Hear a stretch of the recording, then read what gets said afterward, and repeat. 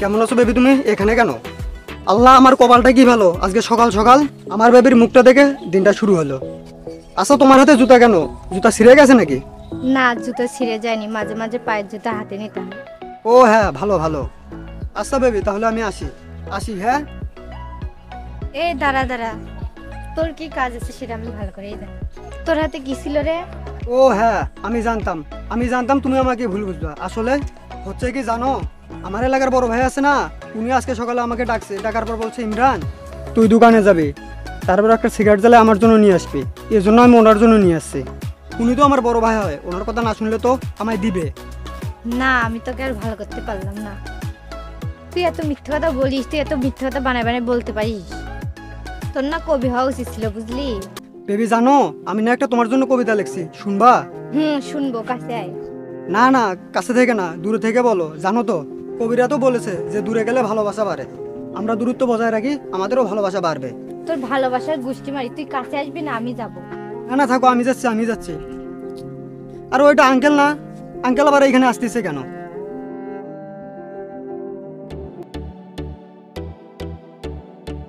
এই দাঁড়া দাঁড়া দাঁড়া। 1 2 3 4 5 6 দৌড়ালি 7 কেন? আচ্ছা ভাই, আমি তো দৌড় দেই নাই, আমি তো সকালবেলা জগিং করতে ভুলে গেছিলাম, তাই জগিংটা করে নিলাম। তোকে আজকে সত্যি জুতো পিটা করবো। না না, জুতো পিটা বাদ দিয়ে অন্য কিছু করা যায় না?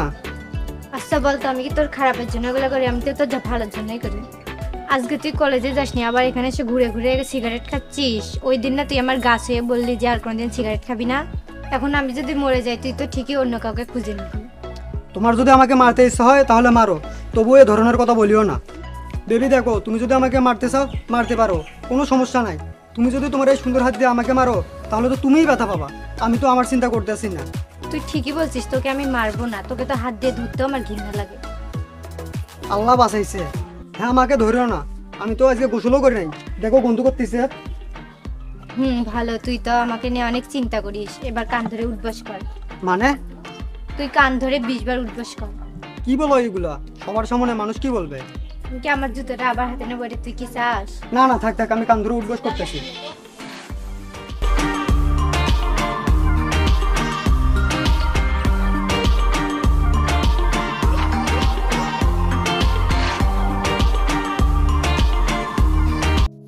প্রেম মানাই বেড়া, বুঝলি দোস্ত? মামা, তোমাকে তো আমি আগে বলছিলাম যে ওই মেয়ের সাথে রিলেশনে যাইও না। তুমি তুমি তো আমার কথা শুনলে না। মেয়ের তো রূপ দেখে ঢলে পড়ে গেলে। ও বন্ধু, রূপ দেখে প্রেমে পড়ছিলাম, এখন তো সেই জন্য পস্তাইতেছি। আরে শালা, তুই তো কাপুরুষ, আমার মতো পুরুষ হ। তোর ওই লিমাও ভয় পাবে। দেখিস না আমার গার্লফ্রেন্ড আমাকে দেখে কতটা ভয় পায়। আরে লিমাও তো আমাকে দেখে ভয় পায়।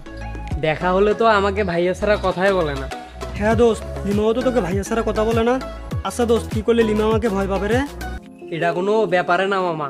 তুই তো আমাদের কাছে আসলেই খালি হিরো হয়ে যাস, কিন্তু তোর ওই লিমা গার্লফ্রেন্ডের কাছে চলে গেলে বিড়াল হয়ে যাস। আরে বেটা, পুরুষ হ, পুরুষ পুরুষ ভাব নিয়ে আয় নিজের মধ্যে, বুঝলি?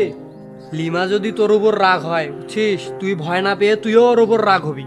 আর লিমা যদি কখনো তোকে থাপ্পড় মারে, তার চেয়ে দ্বিগুণ থাপ্পড় তুই ওকে মারবি। তোকে বুঝাইতে হবে যে তুই পুরুষ, আর সব সময় পুরুষ পুরুষ একটা জোশ নিয়ে থাকতে হবে, বুঝলি মামা? এখন থেকে আমি আমার বুকের দোষ হারাবো না। ওর জন্য কোনো ফ্রেন্ড আমার সাথে মিশে না, ওর ভয় কোনো ফ্রেন্ড আমার সাথে মিশতেই চায় না। শুধু তুই আমার সাথে এত রিস্ক নিয়ে মিশিস। তুই বল দোস্ত, ফ্রেন্ড ছাড়া কি কখনো থাকা যায়? আর আমার খাটাস গার্লফ্রেন্ডের জন্য তো আমি কারোর সাথে মিশতেই পারি না। ওই আমার জীবনটা তেজপাতা বানাই দিল, কিন্তু এখন আর না। কিরে তুই এমন করছিস কেন?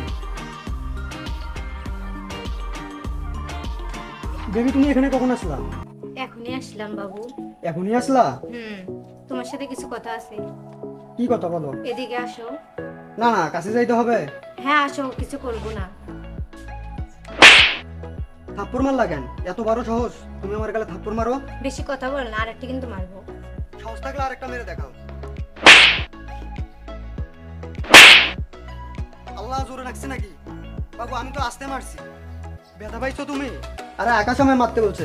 আকাশ বল না, তুই আমাকে মারতে বলছিস, পালাইলি কেন বল? শালা নাকি ভয় পায় না, এখন আবার পালাইতেছে। বাবু আমি জোরে মারিনি, আমি আসতে মারছিলাম। এই মুহূর্তে তোর সাথে আমার ব্রেকআপ, তুই আর আমার নামটাও মুখে নিবি না। বেবি দাঁড়াও দাঁড়াও, আমার ভুল হয়ে গেছে, আমায় মাফ করে দাও। আগাছা আমায় এই বুদ্ধি দিছে, আগাছা আমায় যদি বুদ্ধি না দিত আমি থাপ্পড় কখনোই মারতাম না। আমার সাহস আছে যে আমি তোমার গায়ে হাত তুলি, প্লিজ এবারের মতো মাফ করে দাও। আচ্ছা ঠিক আছে, ওঠো।